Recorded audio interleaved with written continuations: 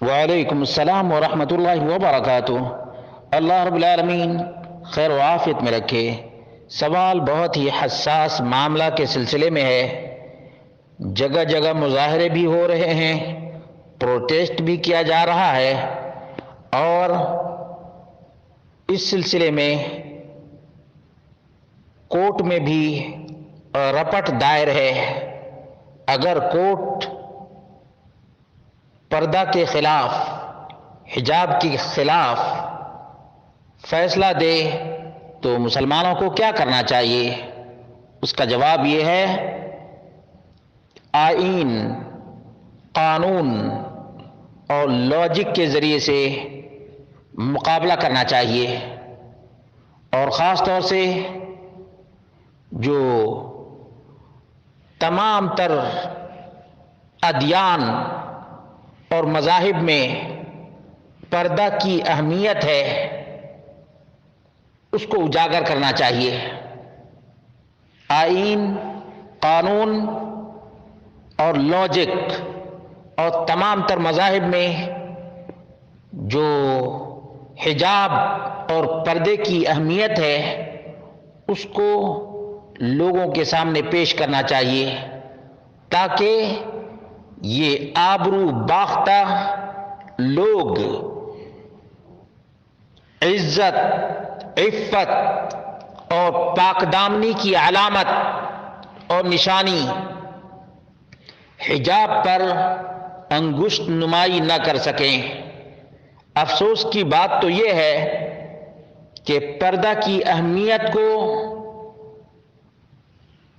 بہت سے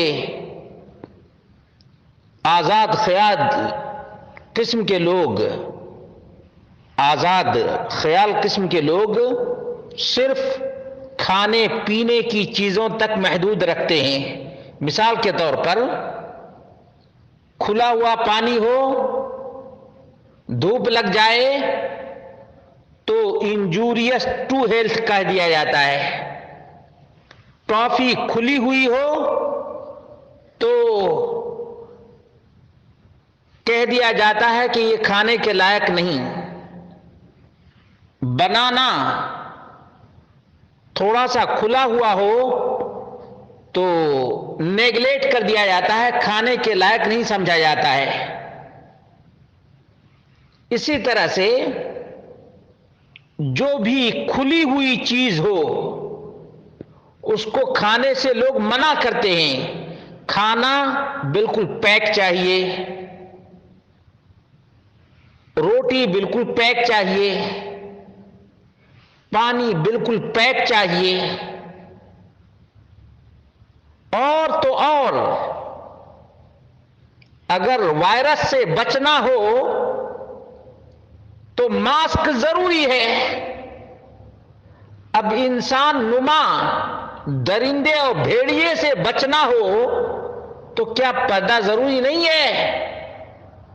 مسلمانوں، ان چیزوں کو اجاگر کرو، لوگوں کے سامنے پردے کی حقیقت کو بیان کرو، تاکہ ان نادانوں کو سمجھ میں آ جائے کہ ایک کھلا کھانا ہو اور ایک پیک کھانا ہو، تم کس کھانے کو پسند کرو گے؟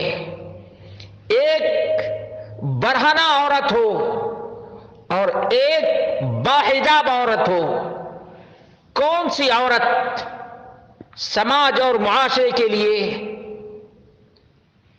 فائدہ مند اور سود مند ہے؟ کوئی بے حیا عورت کسی سماجی کام کو انجام دے سکتی ہے؟